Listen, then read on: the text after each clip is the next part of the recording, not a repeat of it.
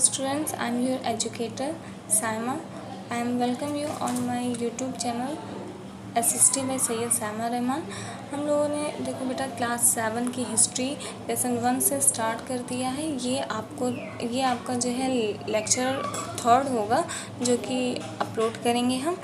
Okay बेटा, ये देखो बेटा यहाँ से हम लोग को स्टार्ट करना कहाँ से है, सोर्सेज ऑफ हिस्ट्री। पर्टिकुलर सबसे पहले हमको सोचना है कि ये सोर्स क्या है। ठीक है, देखो क्लास 6 में हमने आपको पढ़ाया था कि कैसे सिंधु घाटी की सभ्यता स्टार्ट हुई थी। ठीक है, तो वो जो सभ्यता हमने पढ़ाया था आपको, तो उसके बारे में हमको सोर्स कैसे मिला। ठीक है, तो जब उस एरिया की खुदाई की गई थी तो वहाँ से जो चीज़ें मिली थी उससे क्या होता है कि सिंधु घाटी सभ्यता के बारे में हमको इन्फॉर्मेशन मिली।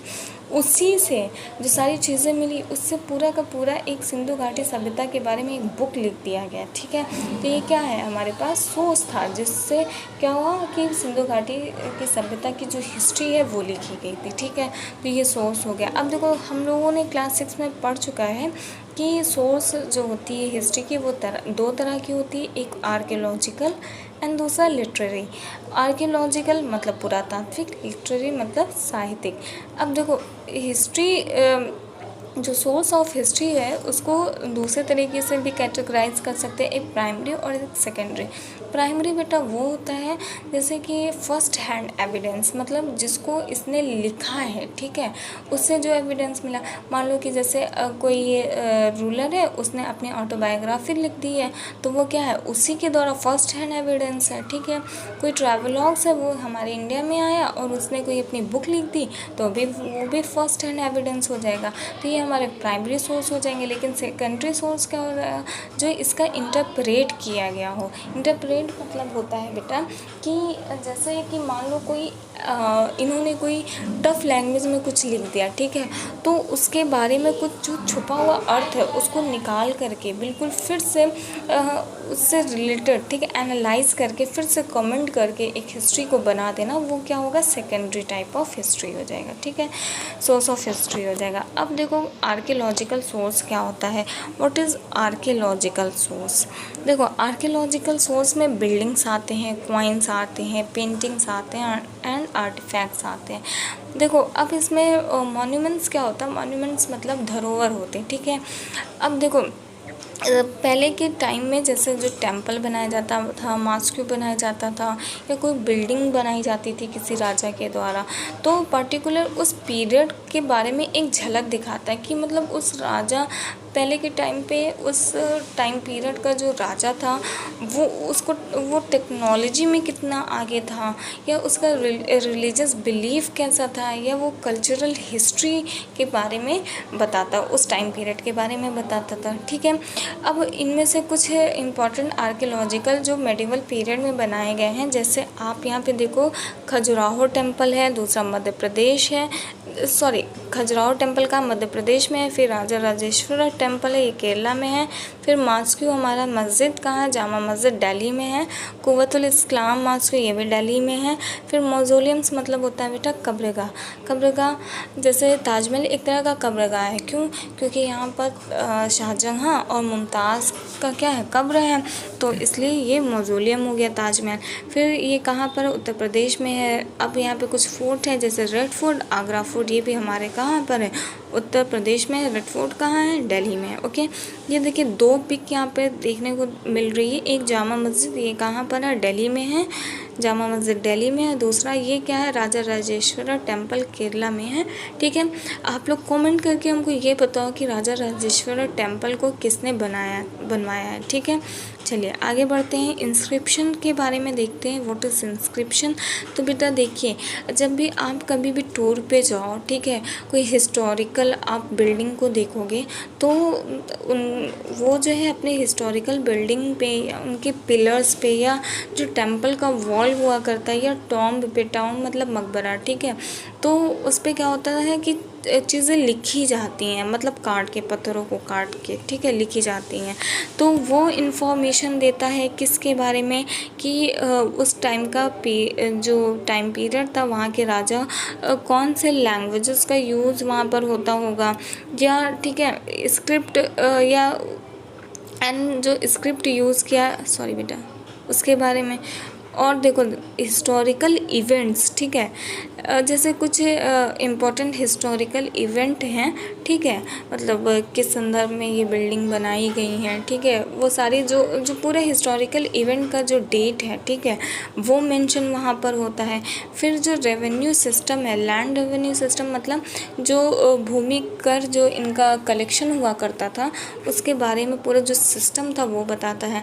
फिर यहाँ पे रिलीजियस जो, देखिए रिलीजियस बिलीफ था उसके बारे में, इससे हमको इंस्क्रिप्शन से पता चलता है, ठीक है। देखो क्या पहले जो है, सबसे पहले जब शुरू में इंस्क्रिप्शंस लिखना स्टार्ट हुआ था, तो ये इंस्क्रिप्शंस पत्थर पे लिखे जाते थे, पत्थर को काट काट के लिखे जाते थे। लेकिन धीरे धीरे फिर चेंज हुआ टेक्नोलॉजी। अब क्या हो गया कि लोग कॉपर प्लेट्स का यूज़ करने लगे, ठीक है, कॉपर प्लेट्स पे क्या करने लगे, इंस्क्राइब करने लगे, चीज़ों को लिखना शुरू कर दिए, ठीक। अब देखो यहाँ पर एक इम्पॉर्टेंट प्रशिष्ट हम लोग समझेंगे। ये प्रशिष्ट क्या है, जैसे कुछ टेम्पल या स्टैट्यूज़ पे कोई एक लॉन्ग पोएम के जैसा नरेट कर देना, लिख देना, ठीक है, उसको हम प्रशिष्ट बोलते हैं, ठीक है। जैसे कि एक दो लाइन में नहीं, बिल्कुल पैराग्राफ वाइज, लाइन पोएम जैसा लिख देना, उसको प्रशिष्ट बोला जाता है, ठीक है। अब हम लोगों ने क्लास 6 में राजपूतों के बारे में पढ़ा था, चोला रूलर्स के बारे में पढ़ा था, जो कि इंस्क्रिप्शन जो है इस्टेब्लिश किया गया था इस पीरियड में, राजपूत और चोल, ठीक है। चोल वंश के राजा ने बहुत सारे इंस्क्रिप्शन को क्या किया था, बहुत सारे इंस्क्रिप्शंस को इस्टेब्लिश किया था अपने टाइम पीरियड में, ठीक। चलिए नेक्स्ट आते हैं, कॉइन्स के बारे में हम लोग पढ़ते हैं, व्हाट इज़ कॉइन्स, ठीक है। देखो कॉइन्स क्या होता है बेटा, कि अलग अलग रूलर जो हैं, अलग अलग अपने टाइम पीरियड में अलग अलग तरह के सिक्के को क्या करते थे, इशू करते थे, ठीक है। जैसे कि कुछ रूलर ऐसे हैं कि वो कॉपर को इशू करे, कुछ सिल्वर को, कुछ गोल्ड को, कुछ लेड को, ठीक है। तो अब यहाँ पे देखना बेटा, जैसे कि एडमिनिस्ट्रेशन, मान लो कि मेरे टाइम, उनके टाइम पीरियड का कोई भी राजा को उठा लो, ठीक है, उनके टाइम पीरियड का मान लो कि वो बहुत ज़्यादा समृद्ध नहीं थे, तो वो कैसे इशू करेंगे सिक्कों को, वो थोड़ा सस्ता वाला सिक्का इशू करेंगे, जैसे कि कॉपर हो गया। लेकिन बहुत ज़्यादा समृद्ध है तो सिल्वर, उससे भी ज़्यादा समृद्ध है तो कैसा इशू करेंगे वो कॉइन्स को, गोल्ड को, ठीक है। तो वो जो इशू करते थे कॉइन को, जैसे ये कॉइन है, ठीक है, इशू करते थे, तो इस पे क्या होता था कि जिस सन में वो इशू कर रहे हैं, ठीक है, वो लिखा होता था। दूसरा कि जिस राजा ने इसको इशू करवाया है वो लिखा होता था, उनका नाम मेंशन होता था। तीसरा कि रिलीजियस बिलीफ उनका कैसा था, तो वो कैसे पता चलता था, उनके लैंग्वेज से पता चलता था कि वो किस तरह का रिलीजियस बिलीव रखते हैं, ठीक है। ये सारी चीज़ें हमको कॉइन से पता चलती है, ठीक। अब देखो पेंटिंग आर्टिफैक्ट्स क्या है। पेंटिंग आर्टिफैक्ट्स मतलब होता है बेटा, एक तरह से कह सकते हो कलाकृतियाँ, ठीक है। ये कलाकृतियाँ क्या थी, तो देखो देखो उस टाइम पीरियड, जैसे मेडिवल टाइम पीरियड में एक पेंटिंग बहुत ज़्यादा फेमस हुई थी, मिनीएचर पेंटिंग। ये मिनीएचर पेंटिंग क्या है बेटा, मिनीएचर पेंटिंग एक ऐसी पेंटिंग होती है, कलरफुल पेंटिंग होती है, जो कि हैंड से, अपने हाथों से बनाया जाता है, और ये बहुत छोटे छोटे, मतलब स्मॉल साइज़ में बनाया जाता है, ठीक है। और देखो यहाँ पर क्या होता है कि इस जो भी पेंटिंग बनाई जाती है, तो वहाँ से उस रूलर का बिलीफ कैसा था, ठीक है, वहाँ के कपड़े, वहाँ पे कल्चर किस तरह के होते हैं, वो सारी चीज़ों के बारे में इंफॉर्मेशन मिलते थे, या वो युद्ध में किस तरह का मतलब क्या तोपों को यूज़ करते थे, घुड़सवारी करना पसंद करते थे, या युद्ध जो है हाथियों के द्वारा लड़ते थे, ठीक है, किस चीज़ों से लड़ते थे, वो सारी चीज़ों का इन्फॉर्मेशन हमको पेंटिंग से मिलती है। अच्छा देखो यहाँ पर अलग अलग मिनिएचर पेंटिंग को अलग अलग नाम दिया गया रूलर वाइज, ठीक है। जैसे क्या हुआ, यहाँ पे स्कूल एक वर्ड दिया गया है। इस स्कूल का मतलब वो स्कूल नहीं जहाँ पर हम लोग जाते हैं, इस स्कूल का मतलब इस स्कूल का मतलब ये हुआ कि मतलब अलग अलग जो रूलर वो जो मिनिएचर पेंटिंग को बनवाते थे या बनाते थे तो उसमें कुछ कुछ डिफरेंसेस होते थे, ठीक है। उसी को हम लोग कहते हैं कि वो मुग़ल स्कूल्स है, ये राजस्थानी स्कूल्स है, ठीक है। समझ में आ गई भाई। बात बढ़ते हैं आगे। अब हम लोग लिटरेरी सोर्सेज पे आते हैं। What is literary sources? आपको बताया कि ये साहित्यिक सोर्स है, ये बेटा सेकंड है, ठीक है। साहित्यिक सोर्स, साहित्यिक सोर्स का मतलब होता है कि कोई ऐसे रिकॉर्ड, ठीक है, जो कि क्या हो, टेक्स्ट फॉर्म में लिखा हो, ठीक है, मतलब लिखा हुआ मिले, तो ऐसे रिकॉर्ड को हम लोग लिटरेरी सोर्सेज बोलते हैं, ठीक। तो देखो पहले क्या होता था कि इनको लिखना बहुत मुश्किल होता, पहले लोग लिखना नहीं जानते थे तो कुछ भी मतलब अजीब ही लैंग्वेज में यूज़ करके वो लोग लिख देते थे, समझ में नहीं आता था। धीरे धीरे उनका लिखने का तरीका चेंज हुआ और फिर ये लोग कहाँ पर लिखना शुरू करें, जैसे मेडिवल पीरियड में जैसे हम लोग इंटर करें तो पेपर का आविष्कार हो गया। अब पेपर बहुत ज़्यादा चीप था, ठीक है। पहले वो क्या लिखते थे, कॉपर प्लेट पे वो लोग लिख देते थे या फिर पत्ते पे लिखते थे, ठीक। लेकिन अब क्या हो गया, जैसे मेडिवल पीरियड में इंटर हुए हम लोग तो क्या हो गया बेटा कि अब पेपर का आविष्कार हो गया। पेपर का आविष्कार होने से पेपर बहुत ज़्यादा चीप था, ठीक है, बहुत सस्ते में मिल जाता था। और दूसरा ये कि पूरा वाइडली स्प्रेड था, ठीक है।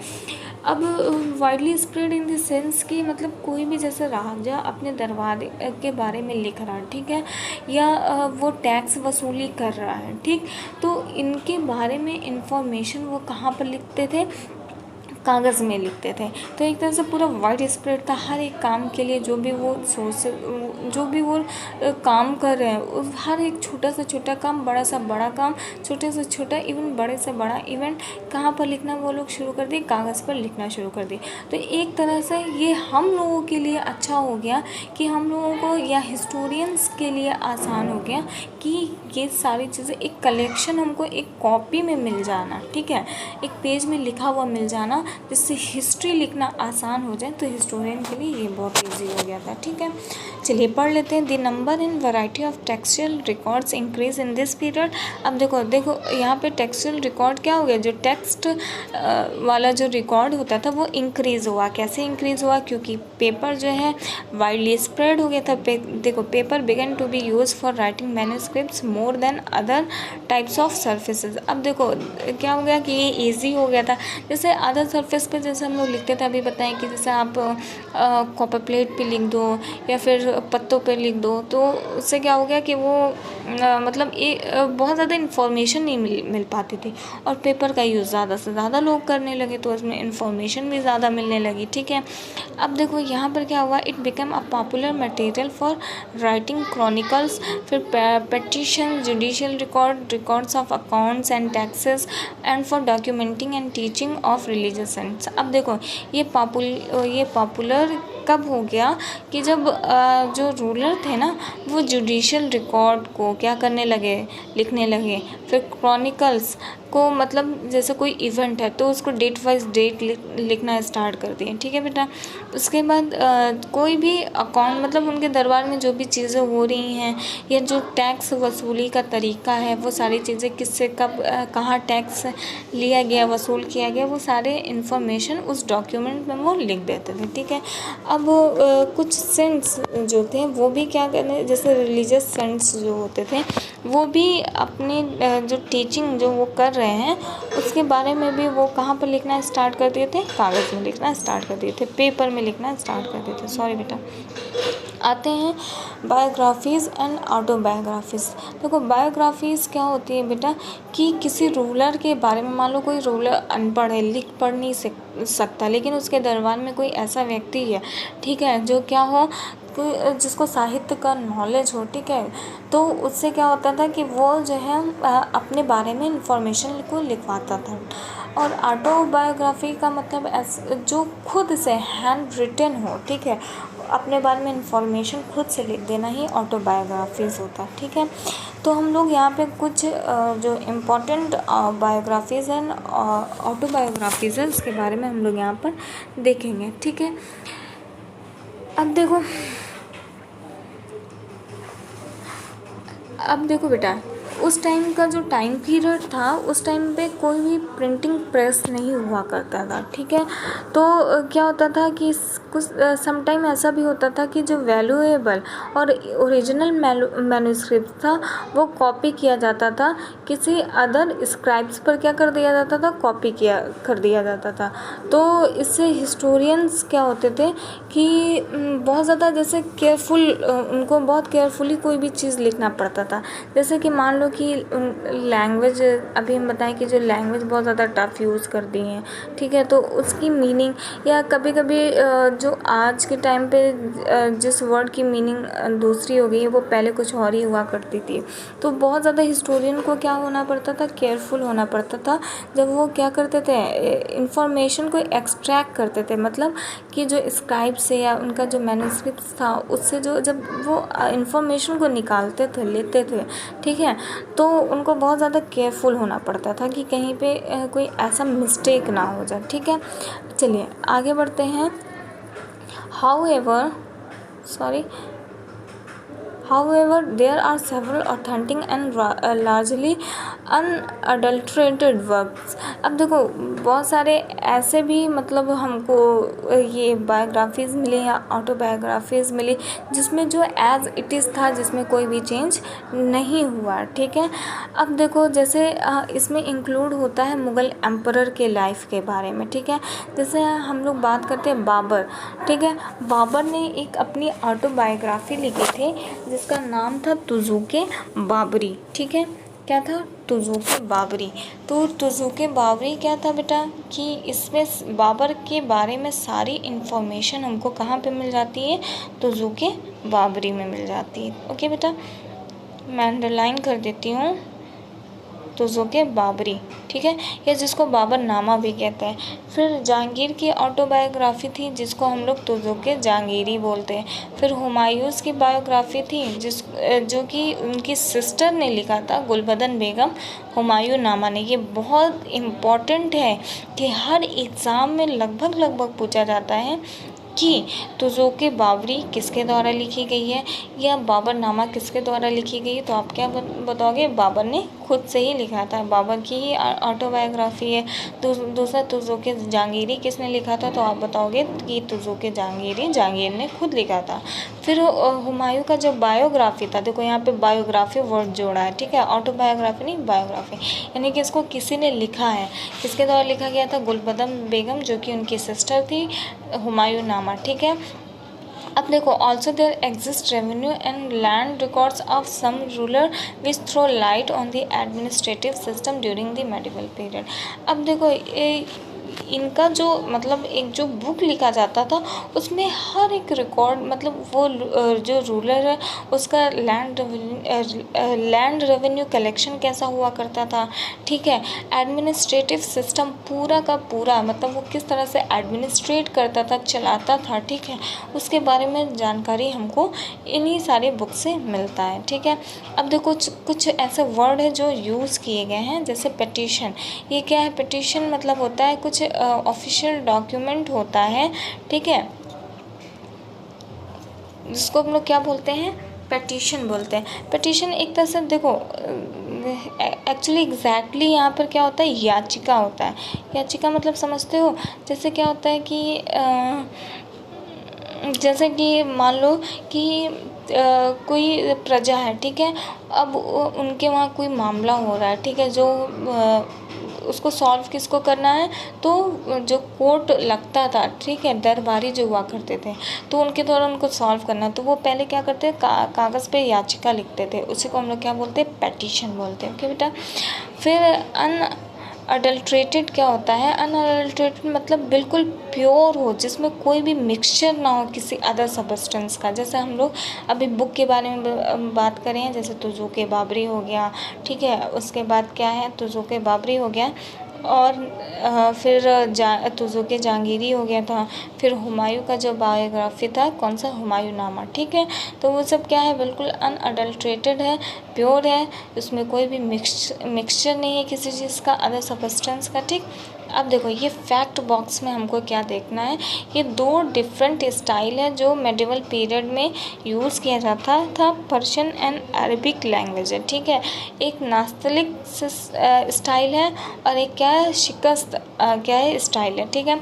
ये जो है बेटा ये कर्सिव लेटर में तो यूज़ एक तरह से कर्सिव है अरेबिक का, और लेकिन क्या है कि इसका जो तरीका है वो एक क्लियर वे में समझ में आता है। लेकिन ये जो तरीका है शिकस्त स्टाइल, देखो यहाँ पे कभी यहाँ से लिख दिए, कभी यहाँ से लिख दिए, कभी यहाँ से लिख दिए, तो वो उनका तरीका था लिखने का, लेकिन ये भी क्या था, कर्सिव स्टाइल था, ठीक है। ये 2 हैं, ये 2 क्या है बेटा, एक लैंग्वेज है पर्शियन या अरबिक लैंग्वेज कह सकते हो, जो कि यूज़ किया जाता था मेडिवल पीरियड में, ओके। नेक्स्ट बढ़ते हैं कोर्ट क्रॉनिकल्स। ये कोर्ट क्रॉनिकल्स क्या होता है, तो कोर्ट क्रॉनिकल्स हम लोग समझते थे, देखो जो दरबार में जो इवेंट हुआ करते हैं, ठीक है, जब दरबार लगता था यानी कि जो भी काम हो रहा है, ठीक है, उसके बारे में बिल्कुल एक डेट वाइज विवरण मिल जाना ही कोर्ट क्रॉनिकल्स बोला जाता है, ठीक है।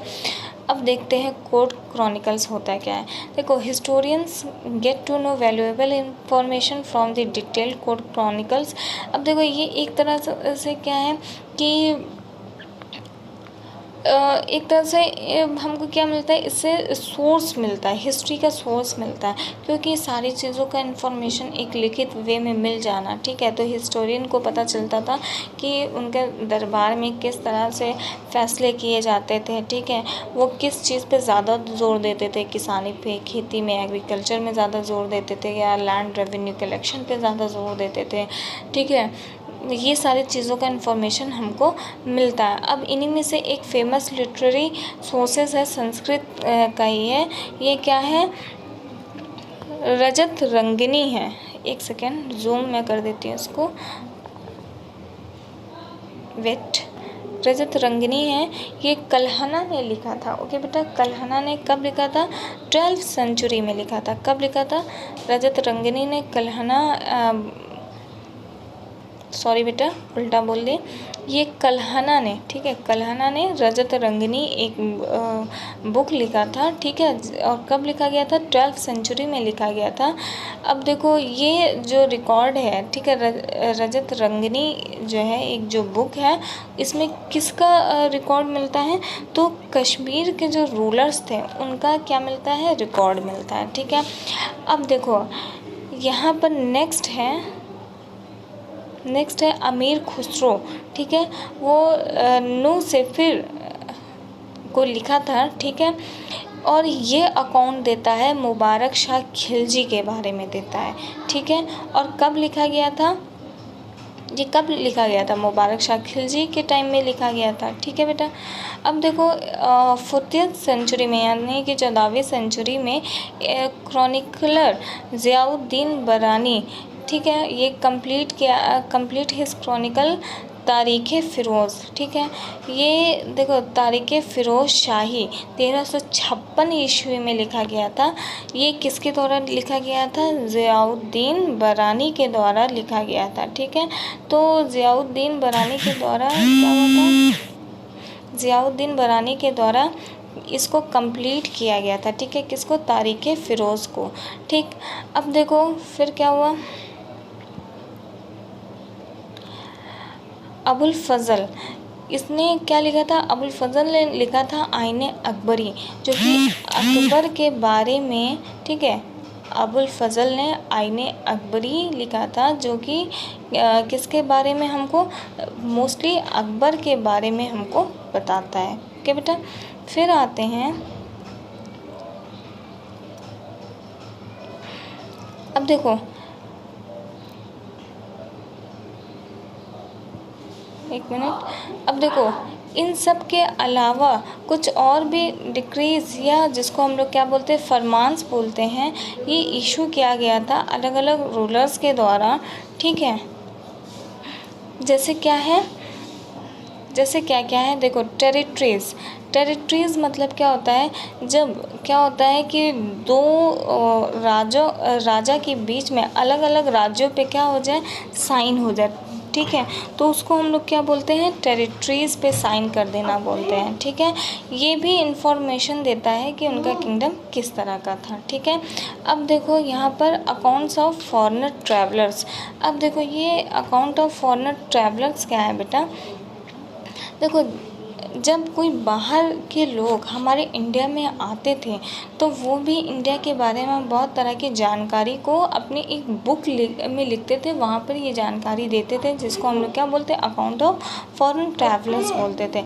अब देखो क्या है कि सबसे पहले देखो यहाँ पर फॉरेनर, देखो ना सिर्फ एक ट्रैवलर्स में कौन कौन आता था, जैसे कुछ स्कॉलर्स आ गए या मॉन्क्स, मॉन्क्स मतलब भिक्षुक होता है। ठीक है, मॉन्क्स आ जाते थे। ठीक है, जो कि कहाँ कर इंडिया में विज़िट करते थे। ठीक है, और उसके बाद क्या करते थे, कुछ अकाउंट लिख देते, वैल्यूएबल अकाउंट। वैल्यूएबल अकाउंट का मतलब कि कुछ जानकारी देते थे। ठीक है, जो कि उस टाइम पीरियड का, जिस टाइम पीरियड में वो लिखते थे बुक को, या जिस टाइम पीरियड में वो आते थे पर्टिकुलर, उस टाइम पीरियड के बारे में नॉलेज मिलती थी। ठीक है, और उससे ना सिर्फ और सिर्फ उस रूलर के बारे में, जबकि पूरा जो उनका एडमिनिस्ट्रेशन था, तरीका था, ठीक है, उसके बारे में हमको जानकारी मिलती है। चलिए उनमें से हम देखते हैं कुछ ट्रैवलर के बारे में जो कि हमारे इंडिया में विज़िट किए थे हमारे मेडिवल टाइम पीरियड में। ठीक है, देखते हैं अल-बिरूनी। ये अल-बिरूनी कौन थे, ये पर्शियन ट्रैवलर थे। ठीक है, अल-बिरूनी कौन थे, पर्शियन ट्रैवलर थे, जिन्होंने जो कि इंडिया आए थे। ठीक है, who came to India, India आए थे, और किसके साथ आए थे, ये महमूद गज़नी के साथ आए थे 11वीं सेंचुरी में। ये पर्शियन ट्रैवलर थे, कौन थे, अल-बिरूनी पर्शियन ट्रैवलर थे जो इंडिया में आए थे, किसके साथ आए थे, महमूद गज़नी के टाइम पे आए थे, 11वीं सेंचुरी में आए थे। ठीक है, अब देखो ये the famous work written by him is, अब देखो इनके द्वारा एक बुक लिखी गई थी जिसका नाम है किताबुल हिंद। ठीक है, जो कि इंडियन कल्चर, उसकी सोसाइटी और उनका जो नज़रिया था, वेरियस अदर एस्पेक्ट्स, ठीक है, उसके बारे में ये क्या इनके अकाउंट से जानकारी मिलती है। फिर हमको इब्न बतूता के बारे में पढ़ना है। ठीक है, ये इब्न बतूता कौन थे, तो इब्न बतूता एक ट्रैवलर ही थे। ये भी इब्न बतूता ट्रैवलर ही थे जो कि मोरक्को से आए हुए थे। इन्होंने अपनी एक बुक लिखी थी, रिहला लिखी थी। ठीक है, जिसमें अकाउंट हमको किसके बारे में, मोहम्मद बिन तुगलक के बारे में हमको जानकारी मिलती। इब्न बतूता मोरक्को के क्या थे, ट्रैवलर थे, और जिनसे हमको क्या मिलती है, इनकी बुक थी रेला, और जिनसे हमको इन्फॉर्मेशन मिलता है मोहम्मद बिन तुगलक के टाइम का। ठीक है, फिर नेक्स्ट हम लोग आते हैं निकोलो दी कोंटी। निकोलो दी कोंटी कौन थे बेटा, ये थे Venetian traveller. Venetian traveller, Venetian मतलब क्या होता है बेटा, कि इटली का ही एक ये है, स्टेट है, समझो एक सिटी है जो कि इटली में है। वहाँ के ये ट्रैवलर थे जिन्होंने क्या किया, विजयनगर साम्राज्य के बारे में इंफॉर्मेशन दिया। ठीक है, चलिए अब हम लोग आते हैं मार्को पोलो के बारे में पढ़ते हैं कि मार्को पोलो कौन थे। ठीक है बेटा,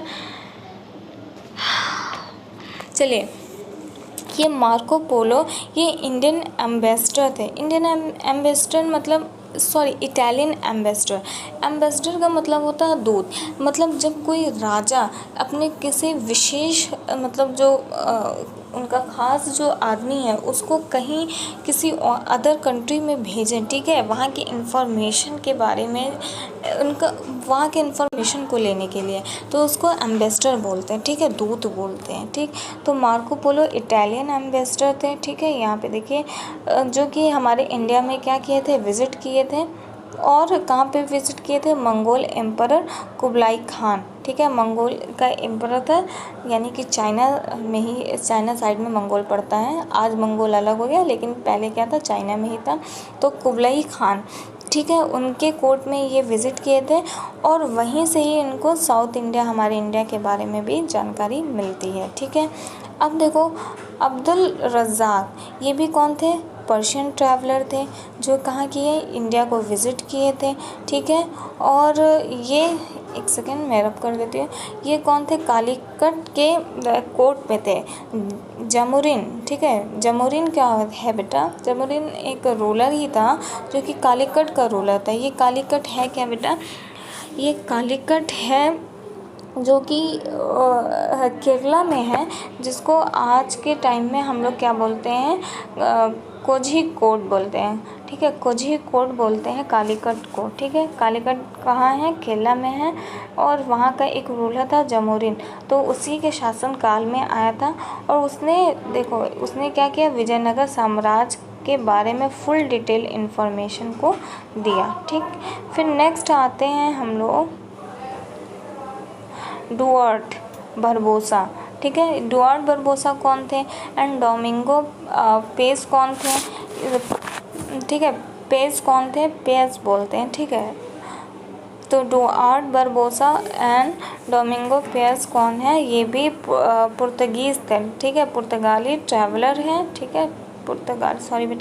पुर्तगाली ट्रैवलर है जो कि कहाँ, विजयनगर किंगडम के टाइम में आए थे, और जो उनके बारे में इंफॉर्मेशन देता है, किसके बारे में, कृष्णदेव राय के बारे में फुल इंफॉर्मेशन देता है, ठीक है।